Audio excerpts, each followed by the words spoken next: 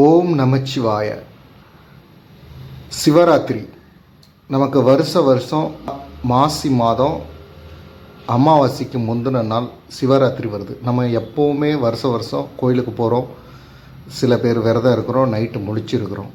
ஆனால் அதுக்கு என்ன காரணம், என்ன ஏதுன்னு நம்ம இது வரைக்கும் தெரிஞ்சுக்கிட்டது கிடையாது. நம்ம இன்றைக்கி அதை பற்றி தெரிஞ்சுக்கலாம். சிவராத்திரி பற்றி முதல்ல புராணங்கள் என்ன சொல்லுதுன்னு பார்க்கலாம். தேவர்கள் எல்லாம் கடலுக்குள்ள அமிர்தமும் ரொம்ப அரிய வகை பொக்கிஷங்களும் இருக்குங்கிறத தெரிஞ்சுக்கிட்டு மகாவிஷ்ணுவை போய் பார்த்து அதுக்குள்ளே இருக்க எல்லா விஷயங்களையும் வெளியே எடுக்கணும்னு வேண்டிக்கிறாங்க. மகாவிஷ்ணு தேவர்களிடத்துல சொல்கிறாரு, நீங்கள் போய் நம்ம கைலாயத்தில் இருக்கும் நம்ம ஐயா சிவனை வணங்கினா மட்டும்தான் இதை செய்து முடிக்க முடியும், அதனால் அவரை போய் பாருங்க அப்படின்னு சொல்கிறாரு. தேவர்கள் கைலாயத்துக்கு போய் நம்ம ஐயன் சிவனையும் பார்வதி தேவியும் விழுந்து வணங்கி கடைய உதவி கேட்குறாங்க. சிவபெருமானும் அதுக்கு ஏற்றுக்கிறாரு. அதை அமிர்தத்தை ஒருத்தர் மட்டும் கடைய முடியாது, அதாவது தேவர்கள் மட்டும் கடைய முடியாது. அதை கடைய மிகப்பெரிய பலம் வேண்டும். அதுக்கு அசுரர்களும் ஒரு பக்கமும் தேவர்கள் இன்னொரு பக்கமும் இருந்து கடைஞ்சால் மட்டும்தான் கடைய முடியும். அந்த பிரச்சனைக்கும் அவரே பேசி தீர்வு கண்டு 2 பேரும் சேர்ந்து அமிர்தம் கடைய ஆரம்பிக்கிறாங்க.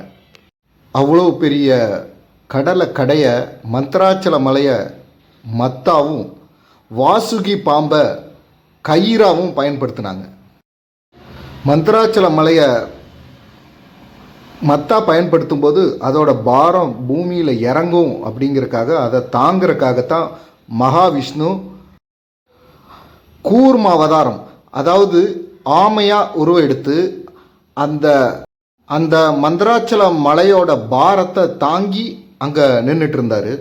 கடலை கடைய உள்ளே இருந்து காமதேனு, மகாலட்சுமி, இன்னும் பல அரிய பொக்கிஷங்கள்லாம் வெளியே வந்துக்கிட்டே இருந்துச்சு. ரொம்ப கடைய கொஞ்ச நேரத்தில் வாசுகி பாம்புனால் வலி தாங்க முடியல. அந்த வலி தாங்க முடியாத வாசுகி பாம்பு தனக்குள்ளே இருந்த அந்த விஷத்தை கக்கிருச்சு.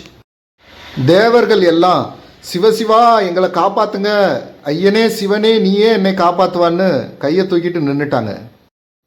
இந்த ஆழகால விஷத்தோட நெடி கூட உலகத்தில் இருக்க எந்த உயிர் ஜீவன்களாலும் தாங்க முடியாதுன்னு தெரிஞ்ச சிவன் நம்ம எல்லோருடைய நல்லதுக்காகவும் அதை அப்படியே எடுத்து வாயில் குடிச்சிட்டாரு. இதை பார்த்த பக்கத்தில் இருந்த நம்ம பார்வதி அம்மா தாய் சிவனின் கழுத்தை பிடிச்சதுனால விஷம் அங்கேயே நின்று அவர் திருநீலகண்டராக மாறுறாரு. அன்னைக்கு நைட்டே தேவர்கள் எல்லாம் நன்றி செலுத்துகிற வகையில் 4 கால பூஜை சிவனுக்கு செய்ததால் அன்னைக்கு சிவராத்திரின்னு கொண்டாடினதா புராணங்கள் சொல்லுது. உலக மக்கள் எல்லாருக்கும் அமிர்தமும், அவருக்கு மட்டும் நமக்காக விஷமும் அருந்திய நமது சிவபெருமான், அவரோட அன்புக்கு ஈடு இணை இந்த உலகத்திலேயும் எங்கேயுமே இல்லை. மாதிரி இன்னொரு கதையும் சொல்லப்படுது.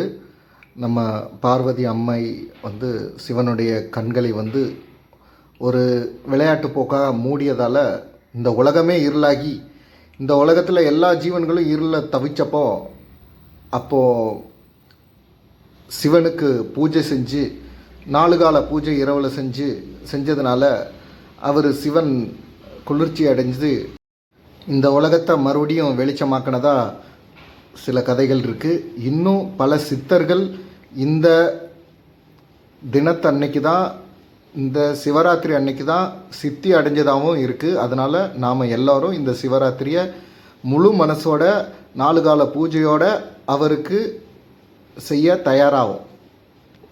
இதுவரை நான் சொன்ன கதைகள் பல பேருக்கு தெரிஞ்சிருக்கலாம், சில பேருக்கு தெரியாமல் இருக்கலாம்.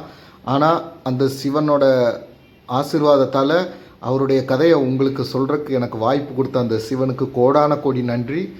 இந்த கதைகள்லையோ இல்லை இந்த வீடியோலையோ ஏதாவது குறைகள் நிறைகள் இருந்தால் எதுவாக இருந்தாலும் கமெண்டில் சொல்லுங்கள். நம்ம சேனலை சப்ஸ்கிரைப் பண்ணிக்கோங்க. நன்றி.